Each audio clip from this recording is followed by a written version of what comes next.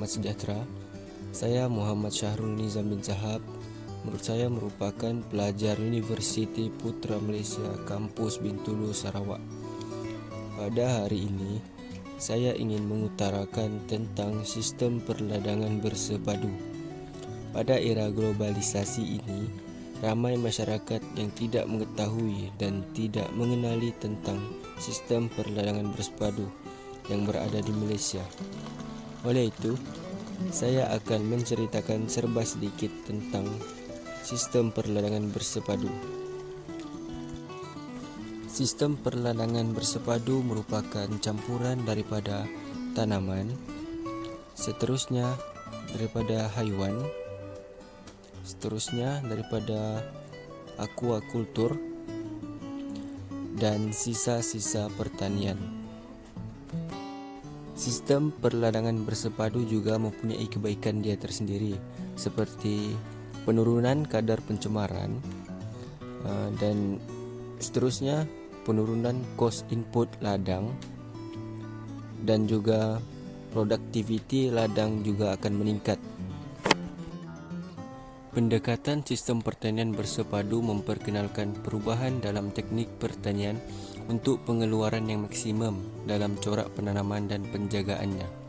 Oleh itu, sistem integrasi tanaman telah diperkenalkan dan merupakan teknik pertanian untuk menjadikan pengeluaran pada tahap maksimum.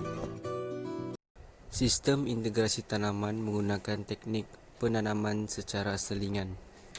Penanaman secara selingan ini terdapat 3 jenis, iaitu selingan campur, selingan baris, dan selingan jejalur. Selingan campur ialah menanam 2 atau lebih pokok secara serentak, tetapi tiada perbezaan susunan barisan. Selingan baris pula sama juga dengan menanam 2 atau lebih pokok secara serentak mengikut baris masing-masing. Selingan jejalur juga menanam 2 atau lebih pokok secara serentak, tetapi menggunakan jalur yang berbeza. Dalam sistem perladangan bersepadu juga mempunyai nilai-nilai sumber alam seperti nilai etika. Nilai ini merujuk kepada hak sumber untuk wujud. Hal ini juga semua tumbuhan yang berada di hutan berhak untuk membesar. Etika manusia yang buruk ianya akan menjejaskan etika mereka, seperti melakukan pembalakan haram, penebangan pokok yang berleluasa. Seterusnya, nilai estetik. Nilai ini merupakan keindahan atau rupa satu sumber semula jadi yang menyenangkan. Sesuatu yang sumber luar yang memberikan sentuhan kepada diri manusia. Hal ini seperti tumbuhan yang cantik dan keunikannya tersendiri yang dapat menarik perhatian manusia. Di samping itu, nilai emosi. Ianya adalah salah satu yang luaran kepada diri manusia. Hal ini menurut saya, alam sekitar merupakan salah satu pandangan yang cantik dan dapat menyentuh hati manusia. Oleh itu, ketika marah, sedih dan sebagainya, dengan memandang alam sekitar saja, kita dapat meredakan emosi kita.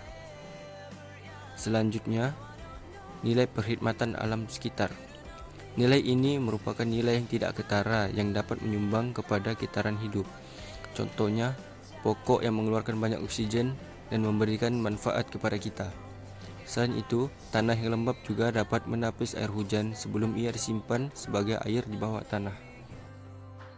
Akhir sekali, nilai ekonomi. Nilai ini berkaitan dengan apa yang boleh dibeli atau dijual.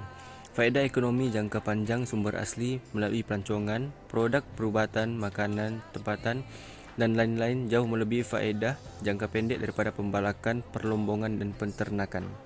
Oleh itu, hal ini dapat meningkatkan ekonomi Malaysia dengan mengekspor barangan keluar hasil tanaman dari Malaysia. Dalam sistem perladangan bersepadu juga, ianya mempunyai ciri utama mengapa penggabungan tanaman dan ternakan perlu. Oleh itu, hal ini kerana wujudnya hubungan ini kerana mereka mempunyai saling menguntungkan antara satu sama lain.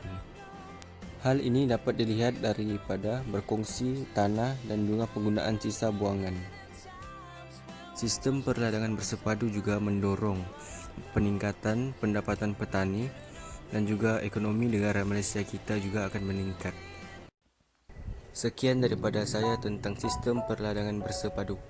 Semoga video ini dapat memberikan manfaat kepada anda semua dan juga agar anda dapat mengenali dengan lebih mendalam tentang sistem perladangan bersepadu ini. Terima kasih. Assalamualaikum.